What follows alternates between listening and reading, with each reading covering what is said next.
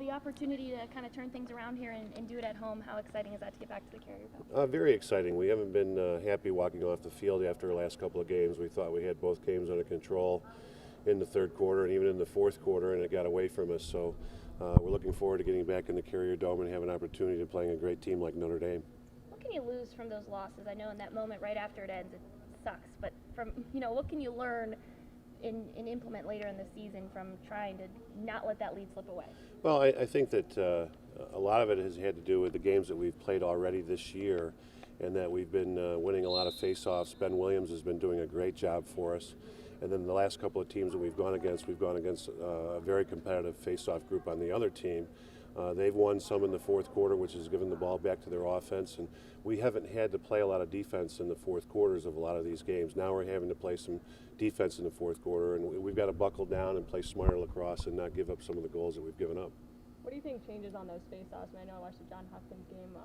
What's happened with Ben? Are they scouting him differently, or what's been the difference, I guess, on the end? Well, I think like ourselves, in 2013 when we came off a championship game and we lost because a lot of it had to do with not winning face-offs. Teams are really focusing on their face-off men.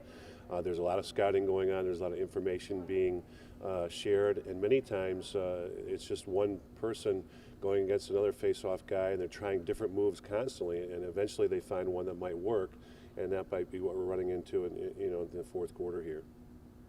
How excited are these guys just to get to play at the Dome after being a couple weeks off, and just in the environment with the Centennial game and all of these famous and very influential people in the program going to be watching? Yeah, it's a big weekend. We're going to have a lot of alum back. There'll be a lot of alum back tomorrow night, and we'll be watching the game on Saturday, which I think adds a lot of excitement to the game.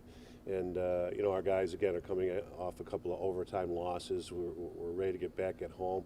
We're excited to play against a quality team like Notre Dame. They have one of the best team defenses in the country, and we need to play a very good game at home here to beat them. What is it about Notre Dame the past couple of years? They've been close games every single time, a goal here or there for each team. Well, I think that we're getting to know each other pretty well. We both have made the move to go into the ACC, with men's lacrosse. It's also an ACC game, and we've lost one ACC game and we've won one ACC game. We've got two left, and this is one of them. So it's a big game as far as the conference tournament's concerned, and very competitive teams. Both have pretty good traditions in Division I lacrosse right now, and it always makes for a good game. How would you assess where Jordan Evans is, about midway through the season here, compared to maybe from the beginning? I think he's done pretty good. I think that he's back playing at the attack position after playing 2 years in the midfield for us. We're getting some points out of him. We're getting some production. We'd like some more. I think he'd like some more too, and we're just hoping he's getting more comfortable with the unit as the year goes on. What may be the next step? What does he have to do to hit that next level? I think for him, he's running the offense pretty well. I think it's probably limiting any turnovers, any mistakes within the offense, and finishing the ball a little bit better. Talking about Sergio Salcido, how's he worked his way from a redshirt to being a major back? Well, I think with Sergio, it's what you said. It's his work ethic. He's really put a lot into it. A few years ago, I wasn't sure he would ever play here at Syracuse, and the amount of time he's put into his strength and conditioning, his stick work, his shooting. He's a really big threat coming down either alley with a left hand or a right hand to finish the ball, and the other teams have had a short stick on him up to this point. I think we may see him starting to get a pole going forward here.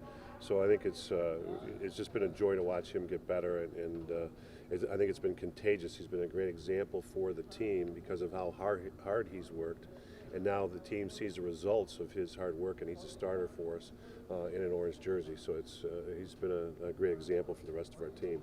You said after the Duke game that you didn't know if he'd continue to be at the midfield spot. Why did you say that after the game? That Sergio would continue Yes. to be? I said that he wouldn't continue to be at the midfield?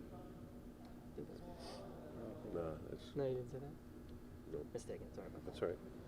What I don't is know why I would if I did. what is Nick Perley's status at this point? I know he was drafted. I think you should see Nick out there against Notre Dame. I think he's practicing really well right now. Probably could have used him a week ago if he really had to. But I think we just want to make sure that he's comfortable going on the field physically, and I think we're pretty close to that. Do you think that would affect the starting lineup at all? I don't think so, not yet. Time for two more questions for Coach. Coach, a tough defensive team in Notre Dame. What do you guys have to do offensively to keep enough production to maybe pull out a win on Saturday? Be patient. We've got to really execute. We can't turn the ball over against these guys. They play great team defense. We've got to, we've got to shoot smart against the goaltender when we do get opportunities. I think we have to shoot at a higher percentage rate than you do normally because you just don't get as many opportunities against this defense. Anything in transition that we can get, we've got to get them in unsettled situations. Maybe we can get a couple penalties called against them this week, unlike last week where we could get some man-up opportunities, but we'll see.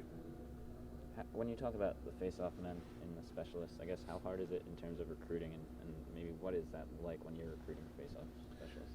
Well, it's become more at the club level. It's been more of a specialty. The face-offs aren't being taught at just the high school level anymore. They're being taught at these clubs and group organizations, and they've been very detailed. And I think guys are seeing an opportunity to go on and play in college if they can be a specialist at the face-off. So there's a lot of practice going in at earlier ages than there used to be.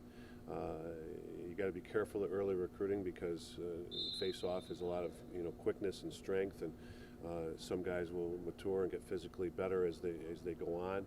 So it's really a matter of getting out and seeing him, and also staying in touch with people in the know who are running these organizations.